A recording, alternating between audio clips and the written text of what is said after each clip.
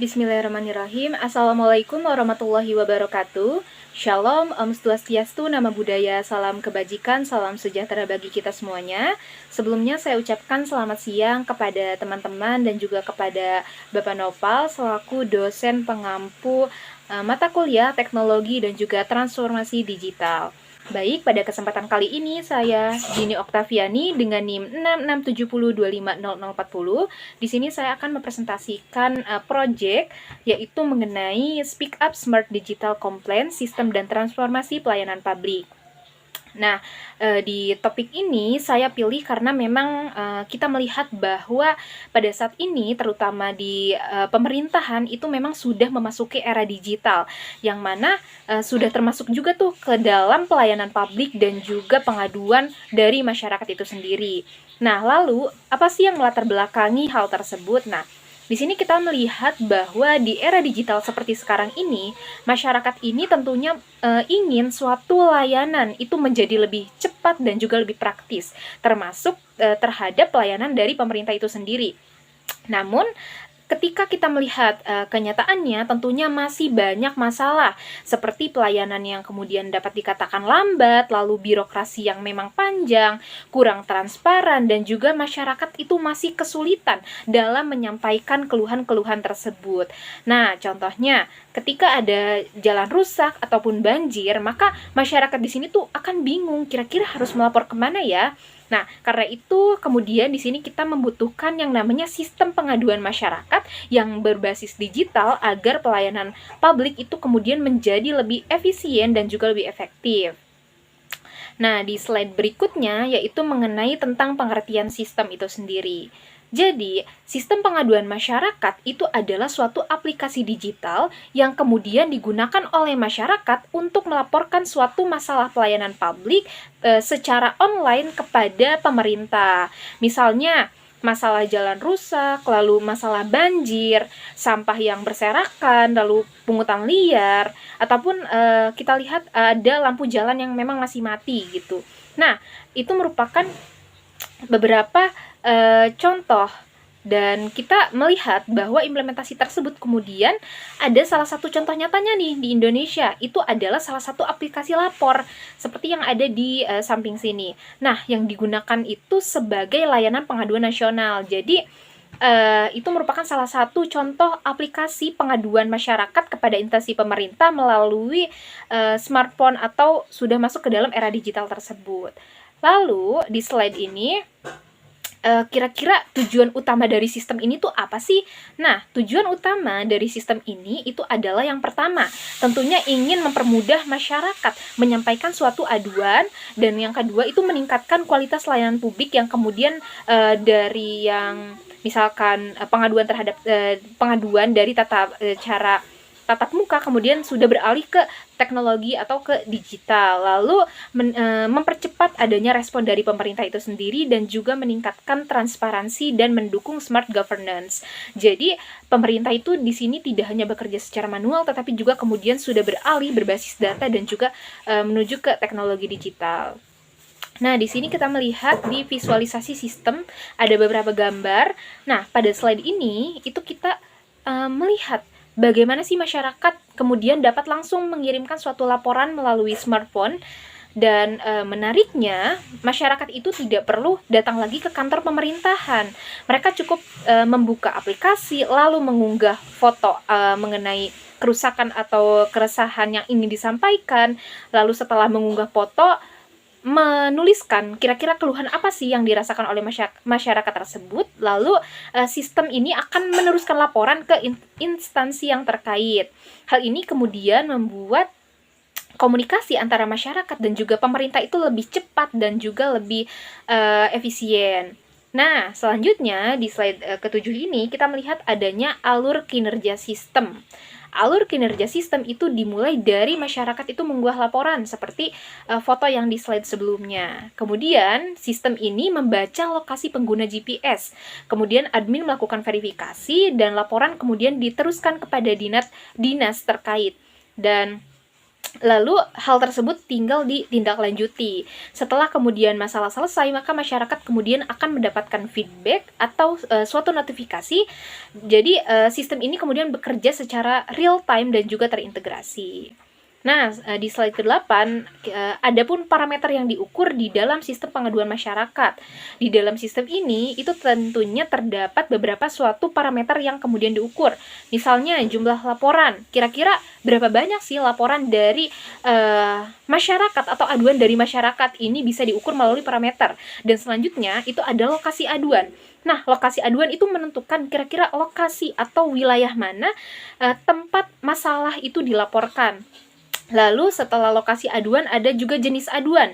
Kira-kira jenis aduannya itu yang dilaporkan sering berupa apa, dan kira-kira apakah masalahnya memang bisa diselesaikan oleh pemerintah atau tidak. Lalu ada waktu respon. Kira-kira kita melihat seberapa cepat sih respon pemerintah terhadap adanya laporan dari masyarakat-masyarakatnya. Lalu tingkat penyelesaian. Nah, di sini kita melihat kira-kira kita dapat menilai efektivitas pemerintah dalam menyelesaikan suatu laporan dari masyarakat itu sendiri. Dan yang terakhir itu ada tingkat kepuasan masyarakat. Kira-kira tingkat kepuasan masyarakat terhadap respon dari hasil laporan yang kemudian diberikan.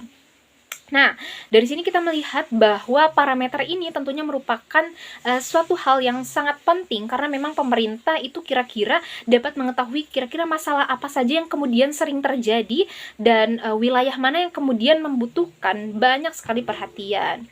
Nah, di slide ke-9 kita melihat ada visualisasi dari parameter. Di sini kita melihat ada beberapa gambar juga.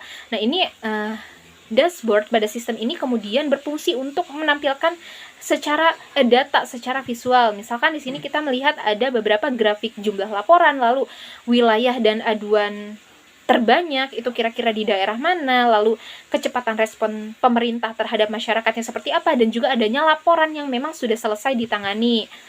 Nah, dashboard ini kemudian membantu pemerintah mengambil suatu keputusan dengan lebih cepat dan juga lebih tepat. Nah, di slide ke-10 ini kita melihat sensor dan juga akuisisi data. Meskipun ini tuh bukan suatu aplikasi seperti olahraga ataupun untuk kesehatan, tapi sistem ini juga tetap menggunakan yang namanya teknologi sensor dan juga akuisisi data.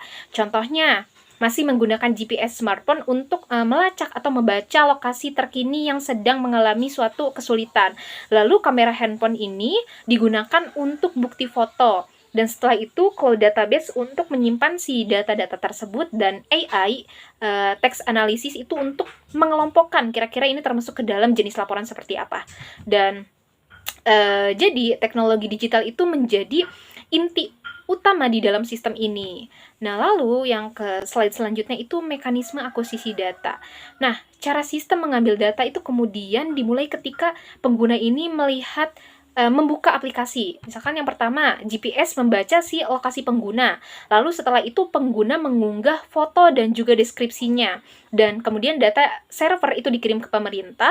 Lalu sistem itu menyimpan dan juga menganalisis data. Lalu dashboard menampilkan hasil secara real time. Dan artinya bahwa data yang masuk itu langsung dapat dipantau oleh pemerintah itu sendiri. Di slide ini kita melihat ada gambar yang mana dashboard ini menjadi salah satu bagian yang memang sangat penting di dalam transformasi digital. Karena melalui dashboard ini, maka pemerintah itu dapat melihat kira-kira performa pelayanan akan seperti apa, jumlah laporan akan seperti apa, dan juga wilayah prioritas dan efektivitas penanganan masalah itu sendiri. Jadi, keputusan pemerintah itu tidak hanya berdasarkan suatu asumsi saja, tetapi juga bisa dilihat melalui berdasarkan data dan juga faktanya. Nah, di simulasi pengambilan keputusan, di sini ada beberapa contoh pengambilan keputusan di dalam sistem ini. Misalkan kita melihat contoh yang pertama. Nah, jika laporan jalannya rusak atau meningkat, maka pemerintah kemudian akan memprioritaskan perbaikan jalan. Lalu yang kedua, jika laporan banjir meningkat, maka BPBD itu akan meningkatkan kesiapsiagaan. Dan contoh yang ketiga itu jika respon pelayanan lambat, maka yang dilakukan adalah evaluasi terhadap instansi terkait. Nah, di sini itu menunjukkan bahwa sistem digital itu dapat membantu proses kebijakan publik. Nah, yang slide selanjutnya itu ada validitas dan reliabilitas dan bukti efektivitas sistem. Sistem ini kemudian didukung oleh beberapa penelitian jurnal mengenai e-government dan juga aplikasi SP4N lapor. Nah, hasil penelitian kemudian menunjukkan bahwa sistem pengaduan digital itu dapat meningkatkan pelayanan publik, lalu mempercepat adanya respon dari pemerintah, meningkatkan transparansi, dan juga meningkatkan partisipasi masyarakat. Jadi, penggunaan sistem ini tuh tidak hanya berdasarkan atau berbasis teori saja, tetapi kemudian sudah terlihat dari adanya bukti dalam penelitian ilmiah dari jurnal yang saya cari.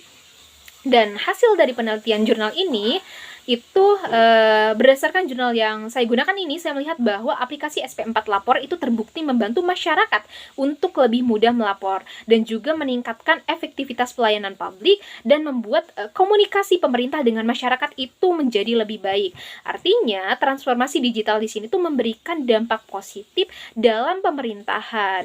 Nah, selanjutnya di slide ini tuh mekanismenya masih sama seperti slide yang di sebelumnya, dan saya akan langsung ke kelebihan dan juga kekurangan dari sistem ini. Nah, pasti di dalam sebuah sistem itu tidak semuanya memiliki kelebihan, tetapi juga pasti memiliki kekurangan. Nah, kelebihan dari sistem ini itu adalah yang pertama, pelayanan yang memang terasa lebih cepat, lalu transparansi yang meningkat dan juga mudah diakses, data kemudian tersimpan secara digital dan serta membantu pemerintah mengambil keputusan. Selain itu juga, sistem ini tuh juga meningkatkan partisipasi masyarakat di dalam pengawasan terhadap pelayanan publik itu sendiri. Nah, lalu kekurangan dari sistem ini adalah masih bergantung kepada internet.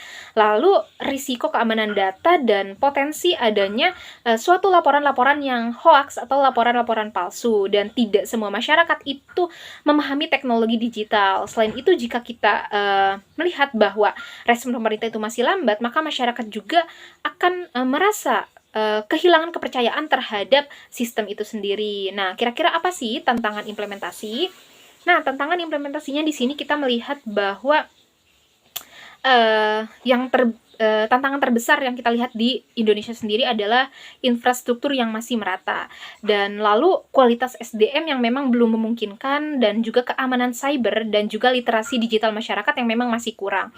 Karena itulah, maka transformasi digital ini cukup hanya untuk membuat aplikasi, tetapi juga masih membutuhkan yang namanya kesiapan dari pemerintah itu sendiri dan bahkan dari masyarakat itu sendiri. Nah, lalu solusi pengembangannya seperti apa sih? Nah, solusinya itu adalah meningkatkan keamanan data, lalu pelatihan SDM, penggunaan AI yang kemudian bisa mendeteksi laporan palsu, dan juga meningkatkan integrasi antar instansi pemerintah. Dengan begitu, sistem dapat berjalan lebih efektif. Dan kesimpulan dari materi project pada hari ini adalah bahwasannya sistem pengaduan berbasis masyarakat digital itu tentunya masih membantu masyarakat untuk meningkatkan yang namanya efektivitas pelayanan publik, lalu transparansi dari pemerintah, lalu kecepatan meresponnya, dan juga partisipasi dari masyarakat itu sendiri. Namun, ketika sistem ini memang punya kelebihan, tetapi juga masih membutuhkan yang namanya pengembangan teknologi, lalu keamanan data, dan juga peningkatan kualitas sumber daya manusianya agar sistem ini tuh dapat berjalan secara optimal. Dan mungkin itu saja yang dapat saya sampaikan, dan juga di sini ada beberapa daftar pustaka dari hasil penelusuran saya. Terima kasih atas perhatiannya. Cuci tangan sampai bersih. Cukup sekian dan terima kasih. Wassalamualaikum warahmatullahi wabarakatuh.